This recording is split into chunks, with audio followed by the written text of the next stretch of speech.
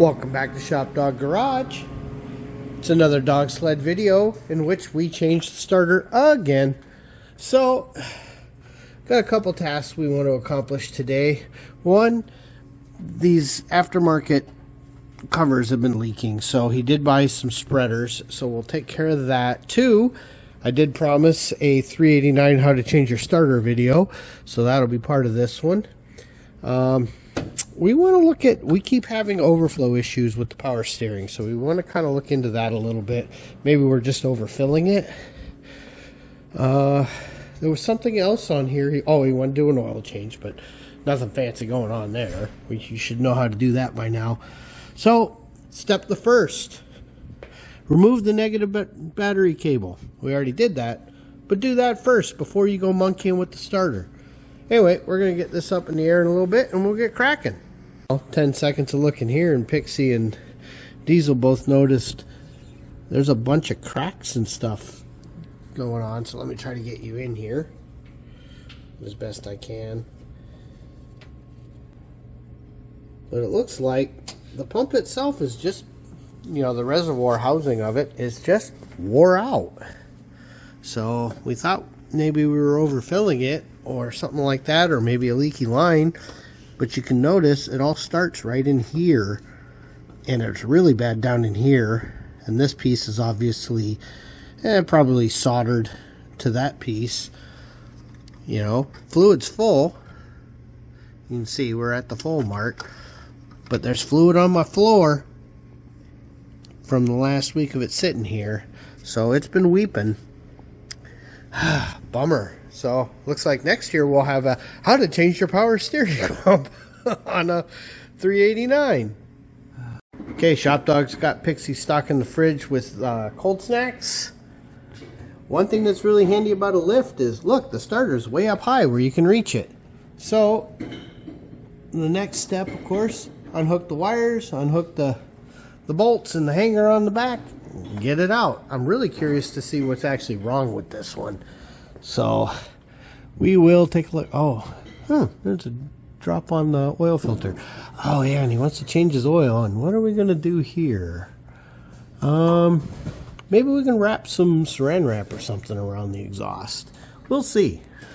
And another call out to our good friends at O'Reilly, Big Auto here. The hanger bracket doesn't go here. The hanger bracket goes here. Love the metric freaking solenoids, but whatever. Here, try that right there. Yeah. So, yeah, okay. But part numbers, you know, actually are different. This is a 62044-272. This is a 624-44079. But they both come out as a 13243 alpha. 13243 alpha. So they're supposed to be the same. Obviously they're not. Thanks, O'Reilly. So we got that swapped, and then there was oil on these, and Kevin pulled an exhaust bolt, and it has oil on the threads. If you look, you got an inch of oil here, right? Yeah. And when you look up here where the inch is, it's all in that. Get the light up there. It's all up here in that exhaust. And then all you can ask is, well, where the heck is that coming from? Yeah, it doesn't seem like it's coming up from the head. Huh. There shouldn't be an oil passage anywhere close to that. And especially where that oil is, you know, where it is here, it's only wet for that inch down, which is all in the exhaust manifold. Yeah, in the manifold itself. Yeah. And if anything dripped from the valve cover down onto it, you'd expect it to just burn off. Now, if you look, you can see a trail right up on top. So maybe it's coming down. Maybe it's seeping in and coming down from the top. Puddling when it's cold. Yeah. So that would mean it's coming from a little bit farther up here. Which is the valve cover gasket. I just don't see it trailing from a valve cover, though. Yeah, but how many times have we wiped that? You would see some residue. I just don't see it. Well, next time she's down, we'll take a closer peek, but definitely get some thread lock on here, or not thread locker, thread sealant. So PTFE paste should do it. And yeah, that's weird. We're not sure what the heck's going on with that. Might be a 421 in the future. All right, so we're returning the starter, and this is why that stud is where it is, right here. See? So we need that. I'm getting the wiring all back on. Remember, now depending on your car, it'll be yellow or it'll be purple or blue on some Fords, whatever it is. You know, make sure you put everything back where it came from so that the starter works correctly. So let me get that all tightened up. Okay, so we got the starter up there. We did add a nice new heat sleeve here to help. And we put the hanger back on and tightened the motor mount that it went to. So hopefully this starter lasts a little longer than the last one, which may have gone a few years, but not that many starts. Okay, so one of the other things on our list was to look at valve cover leaks because, you know, it is what it is. So he brought the Transdap spreaders that are recommended, and boy, they sure look like that for a small block Chevy, but we will see if we have to machine these at all. He also got some new Felpro quart gaskets, extra thick, but yeah, you can see even with the stamping, I mean, what can you do? So I set up a little surface here and was just tapping with my little ball peen to get that flat again, because to stop leaks, those bolts were over tightened. In fact, probably in Springfield, Illinois.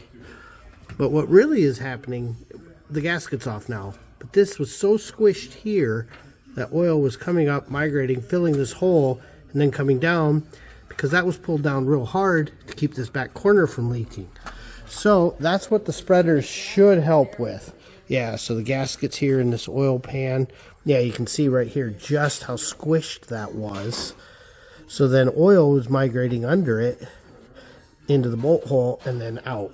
So the way we plan to solve that is with these spreaders, which are right here, and at least for the lowers, that should work pretty nice. So see on the upper ones, oops, that's upside down. So you want that to spread the weight out. So the upper ones, we may do a tiny bit of grinding, but for the lowers with this little shelf, they line up perfect. So that should work. Okay, so now he's just putting them down with our spreaders and new gaskets. Hopefully this solves it. Right, and while he's doing this, it turns out the ones with the fun necks totally available. So they'll be able to get a new pump and it'll look correct. And he's getting the load spreader down with all the bolts and everything, and that looks pretty good. I hope you guys can see that. I hope this stops that freaking annoying leak. It's nothing crazy, but it is annoying. Okay, he's got this one pretty much on. So with any luck, everything we've done today actually works out. I think we'll give it a start and make sure that the starter's good before we do the oil change. But we don't want it to get very hot because, you know, that oil filter is literally right over the exhaust. Okay, we just popped power back on. Nothing blew up, which means we didn't screw something up too bad. Now let's see. Oh, good thing nobody was under the car. Remember, we had it in skyjacker mode to tap the starter. Hey, it turned over. Hey, starter works. Starter works, but more importantly, let's not heat up that exhaust that we're about to dump oil on.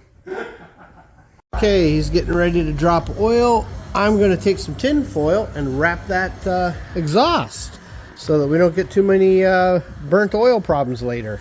Okay, and wrapping the foil actually did a pretty good job. So we got that changed, and we forget every time that the only way the filter fits is back here. It does not fit here no matter what you try, but at least you don't have to do any weird gymnastics. So we're just waiting for the last little bit of drizzle, and then we'll fill her back up. I've already put some zinc in because, you know, we primed the filter with clean oil, and we added zinc additive because it is a flat tappet cam. Okay, people, we got oil in her, and we just popped the door up. Let's see if she starts. Because, you know, we did just change the starter. Ooh, that starter engages good. So we guessed right on the shim. Yep, no screechy screech on it. Okay. So, we got oil pressure.